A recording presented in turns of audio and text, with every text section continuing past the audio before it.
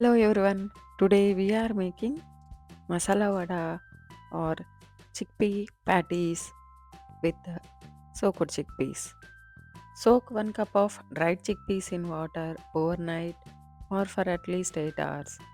In a blender jar, combine 1 cup soaked chickpeas, 2 to 3 dry red chillies, 1 inch cinnamon, 2 cloves, 1 tablespoon fennel seed and salt. Blend them into a coarse paste. Now transfer the blend mixture to a mixing bowl. Add 1/4 cup chopped coriander leaves, a quarter cup of curry leaves, 3 minced garlic, 1 inch chopped ginger, 1 to 2 chopped green chillies, and 1 finely chopped onion. Mix all these ingredients well. Now shaping the mixture into patties of approximately half inch thickness.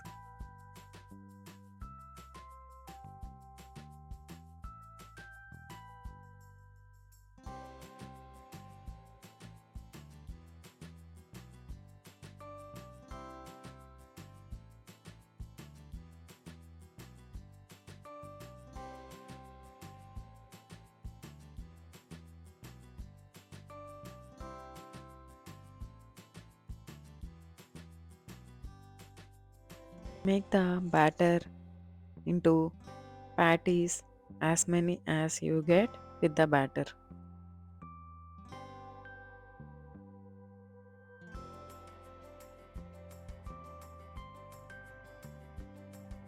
Now the frying part, heat 200 ml of oil in a kadai or frying pan, heat it to 320 foreign heat.